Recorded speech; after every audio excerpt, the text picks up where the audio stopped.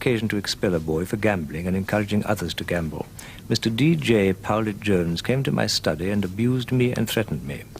Later, I discovered that he had spoken to the boy's parents and encouraged them to consider taking legal action against the school. 5. Mr. D.J. Powlett-Jones has on at least 6 occasions opposed my decisions and encouraged other members of staff to do the same. 6. Mr. D.J. Powlett-Jones has frequently absented himself from his house without seeking prior permission from me. 7. The schoolmaster's job, especially if that schoolmaster is a senior housemaster, is a full-time profession. It would seem that Mr. D.J. Powlett-Jones disagrees. He had devoted a considerable amount of the school's time to literary and political activities. The following report appeared in the Billhampton Gazette under the heading Schoolmaster Supports Labour Candidate.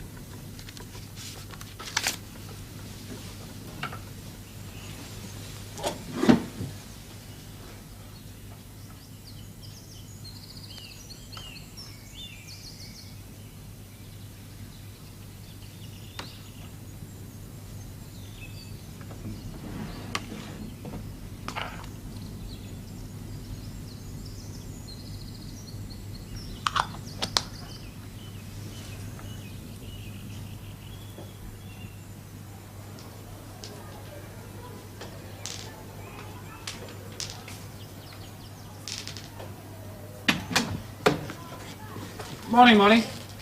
Oh, hello, PJ. I say, I hope you don't mind my sort of making free with your study. No, not at all. Was everything all right? Oh, yes, fine. Went round at 11, everybody sleeping like babies. Oh, little Cuthbertson came to see me this morning, 6 o'clock. I think he'd been crying.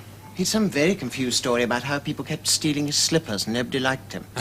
6 o'clock in the morning. I hope you didn't strangle him. No, I restrained myself. I got him to make us both a cup of coffee and we had a long talk about The Wind in the Willows. Oh. Cuthbertson's favourite literary work, it seems. Did I do right? Yes, I'm sure you did. He sees himself as the mole, you know. After a bit, he ventured to tell me that he thought I was rather like Ratty. Oh, well, good for Cuthbertson. He made a hit there, Molly. I could never get a word out of him. Ah, well, I know why that is. You're Badger, you see. He's a bit in awe of you. As I am myself, of course, PJ, sir. Look, do I get any of my coffee? Yes, sir. Right away, sir.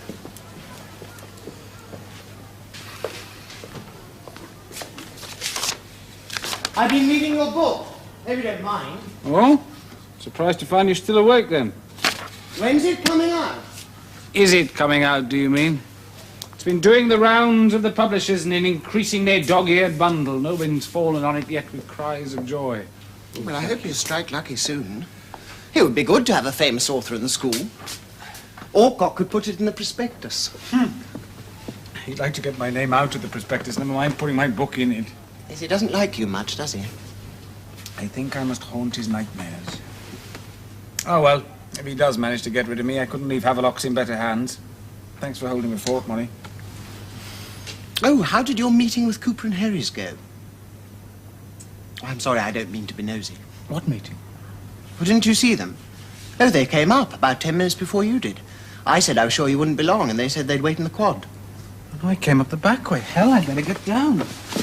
Suppose we're doing the right thing. Backing the right man, I mean. I've always had a lot of time for young Powlett-Jones, but it comes as a bit of a facer when you find out just how much of a bolshy he is. Nothing against bolshies, of course. No, of course. When you come to see the fellow in his house, the fellow's not there. Doesn't smell right to me. Here he comes now. Ah, there you are, David. I'm sorry I wasn't there to meet you. Would you like to come up to my study now? Things are a bit tricky at the moment, David. There's too many people about. Everybody's watching everyone else. We don't want people talking about a Havelock's house conspiracy. Is that what we are, then? I'm afraid it's very serious, David. What is? Your position here, that's what. Heard a lot of things about you in the last few days, young fella. Don't like some of them. I've done nothing that I'm ashamed of. And I don't much care for waiting about in the cold for a housemaster who's not what he's supposed to be. Molyneux was in charge. He's my deputy housemaster. We simply exchange duties, that's all. That's quite in order, Cooper. It's regularly done. You informed the head, of course. I didn't know, as a matter of fact, but surely he's not going to force my resignation over a detail like that. David, the hearing is in a fortnight's time. Alcock is preparing a case against you. I've no doubt he'll use anything he can get. I just have to rely on the truth then, won't I? Can I count on your support? Absolutely, my dear fellow, for what it's worth. Oh, dear, it should never have come to this. Look, I really do think we're very conspicuous here. I suggest we continue in the governor's room. It's more private and we won't be disturbed. Come in. Don't like the way the fellow's gone about it.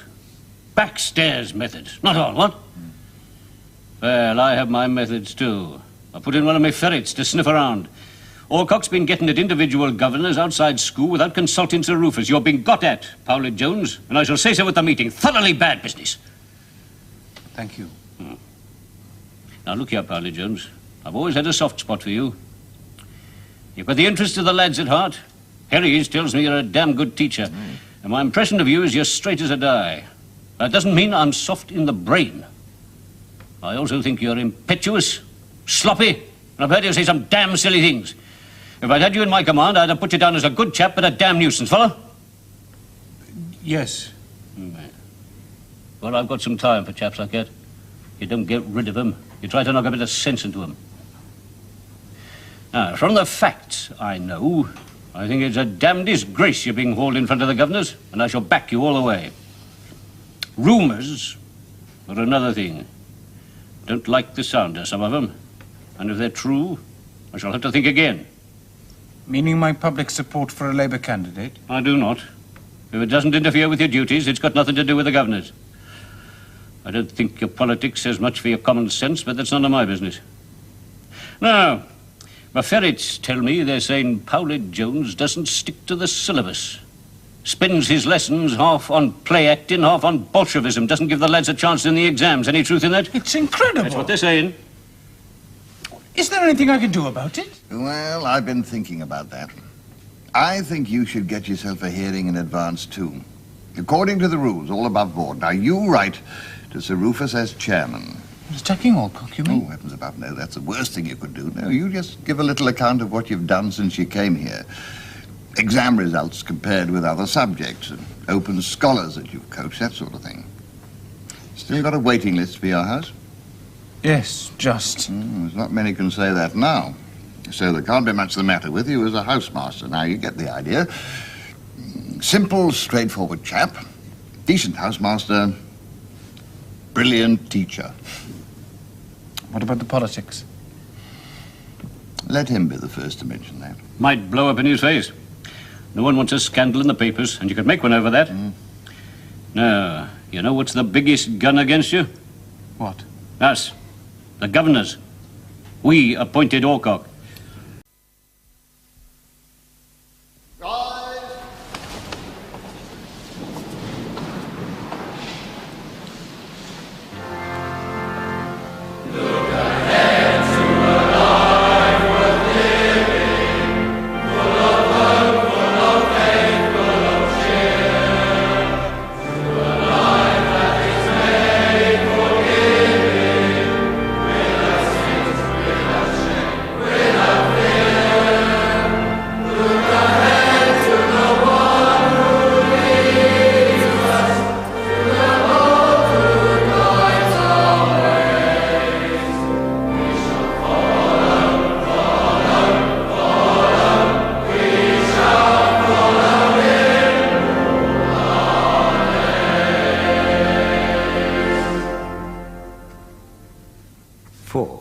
When I had occasion to expel a boy for gambling and